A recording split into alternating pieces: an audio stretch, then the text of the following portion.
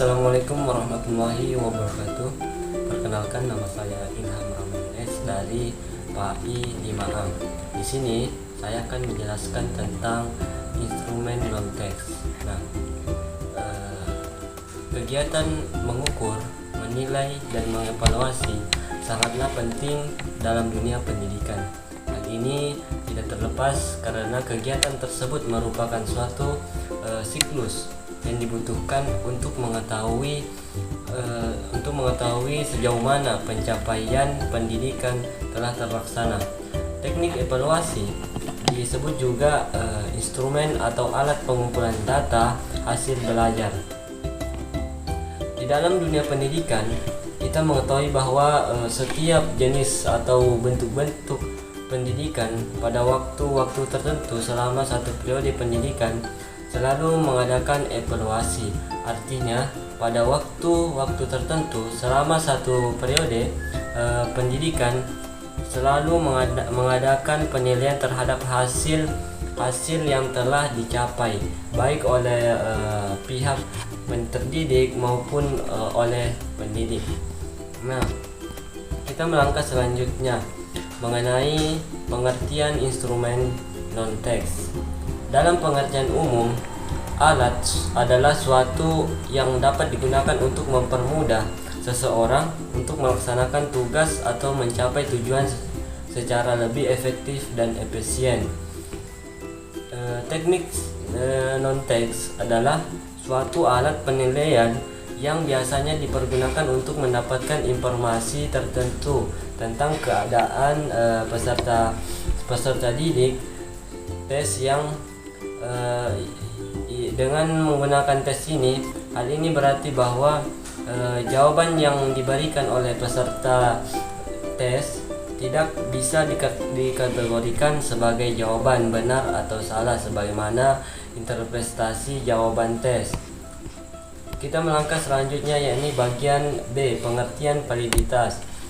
Menurut Aswar dalam Una dan Koni, validitas berasal dari kata validity yang mempunyai arti sejauh mana ketetapan dan kecermatan suatu alat ukur dalam melakukan fungsi ukurannya.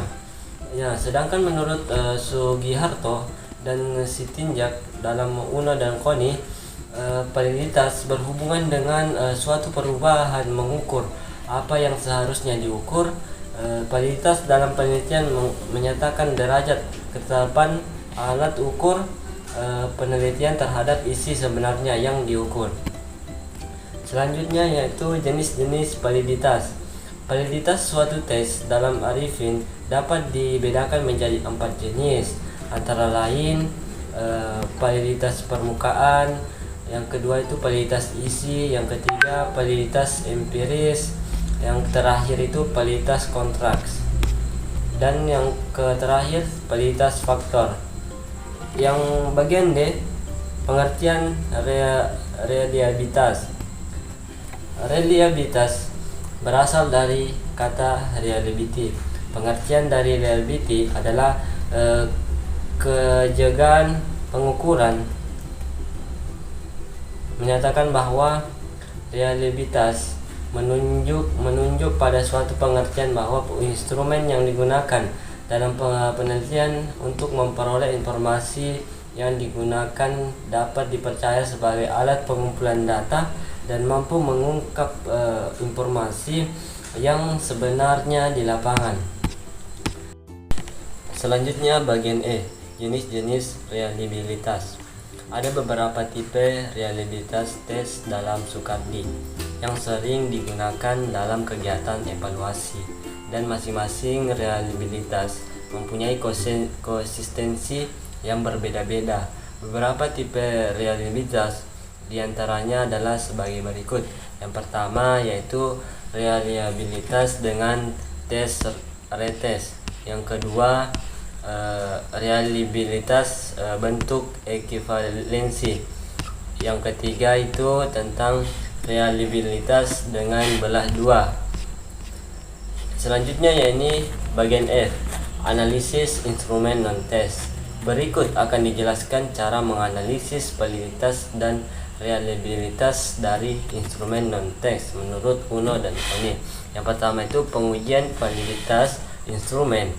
Teknik pengujian yang sering digunakan para peneliti untuk uji validitas adalah menggunakan korelasi produk moment present.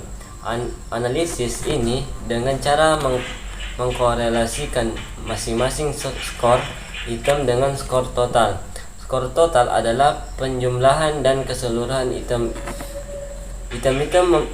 pernyataan yang berkorelasi signifikan dengan skor total, menunjukkan item-item tersebut mampu memberikan dukungan dalam mengungkap apa yang diungkap.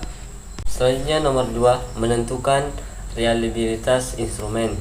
Tinggi rendahnya reliabilitas ditunjukkan oleh suatu angka yang disebut nilai koefisien reliabilitas. Reliabilitas yang tinggi ditunjukkan dengan nilai mendekati angka 1. Kesepakatan secara umum reliabilitas yang dianggap sudah cukup memuaskan jika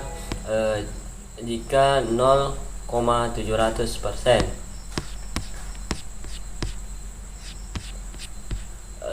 Mungkin itu saja dari penjelasan dari saya. Saya akhiri, wassalamualaikum warahmatullahi wabarakatuh.